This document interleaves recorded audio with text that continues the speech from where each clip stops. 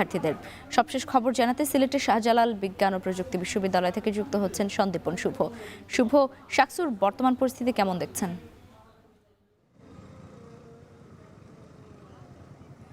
লাইবা, দেখুন, আজকে দীর্ঘ ২৮ বছর পর আজকের এই তারিখ অর্থাৎ ২০ তারিখ তাদের সেই নির্বাচনটি সবারই যে কাঙ্ক্ষিত নির্বাচন, সেই নির্বাচনটি হওয়ার কথা ছিল। কিন্তু এখন এই মুহূর্তে আমরা দেখতে পাচ্ছি শুনশান, নীরব কিন্তু এই ক্যাম্পাসটি।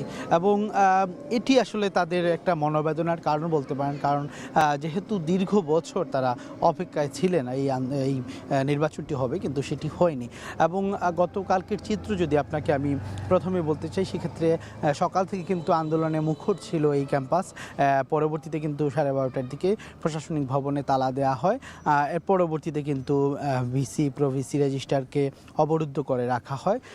পরবর্তীতে যদি বলি, সেক্ষেত্রে কিন্তু তারা দুপুর 2টা নাগাদ সিলেট সুনামগঞ্জ যে সড়ক, সেই সড়কটি কিন্তু তারা পুরোপুরি অবরুদ্ধ করে রাখেন।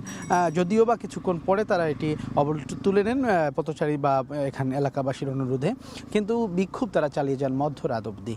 এবং তারা কিন্তু মধ্যরাতে একটা সভা হয়, বিশেষ বৈঠক হয়। সেই বৈঠকটি ঠিক 12:30টার দিকে রাত অনুষ্ঠিত হয় এবং সেই বৈঠকে বিসির আশ্বাসের প্রেক্ষিতে কিন্তু তারা তাদের গত রাতের যে আন্দোলন সেটি স্থগিত রেখেছেন। এবং আজকে থেকে আবারও সেই ফের কর্মসূচি তাদের রয়েছে, অবস্থান কর্মসূচিতে তারা আসবেন এবং এর পরবর্তী তারা কিন্তু আবারও হয়তো বা বিক্ষুব্ধ যারা শিক্ষার্থীরা রয়েছেন তাদের কর্মসূচি পালন করবেন। এবং আমরা যতটুকু জেনেছি, আজকে কিন্তু বিকাল নাগাদ চেম্বার আদালতে তারা যেটা আপিল করেছেন, অর্থাৎ স্থগিতাদেশের বিরুদ্ধে যে আপিলটা করেছেন, সেটির একটা ফলাফল আসবে এবং সেই পর্যন্ত কিন্তু এখানে যারা আন্দোলনরত প্রার্থীরা ছিলেন এবং শিক্ষার্থীরা ছিলেন, তারা কিন্তু তাদের যথারীতি তাদের কার্যক্রম চালিয়ে যাবেন।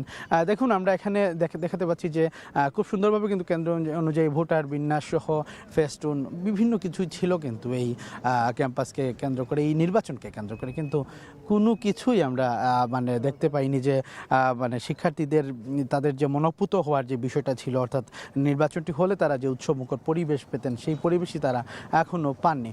যার কারণে আসলে আমরা পুরো ক্যাম্পাস জুড়ে একটা নীরবতা দেখেছি এবং শুনশান নীরবতা দেখার ফলে খুব একটা তারা যে খুশি হয়েছে নির্বাচনটি না হয়, সেটি কিন্তু বলার কোনো অবকাশ নেই। এবং এই যে রিট করা হয়েছে, এই রিটকারী যিনি, তার বিরুদ্ধেও কিন্তু এখানে অবস্থান নিয়েছিলেন এখানকার শিক্ষার্থীরা। তারা বলছেন যে আসলে যিনি রিট করেছেন স্বতন্ত্র প্রার্থী, তাকে কিন্তু অবাঞ্ছিত ঘোষণা করবেন তারা, এরকম একটা খবর কিন্তু আমাদের কাছে এসেছে।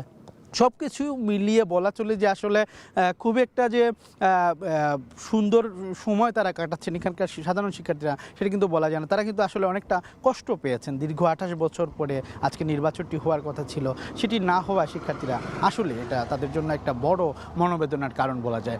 লাইবা, এই ছিল সিলেটের শাহজালাল বিজ্ঞান ও প্রযুক্তি বিশ্ববিদ্যালয় থেকে আমার কাছে সর্বশেষ। শাকসুর নির্বাচন স্থগিত করা হয়েছে এবং তারই জেরে আজও অবস্থান কর্মসূচি পালনের ঘোষণা দিয়েছে শিক্ষার্থীরা। সেসব খবরই জানছিলাম সন্দীপন শুভর কাছ থেকে।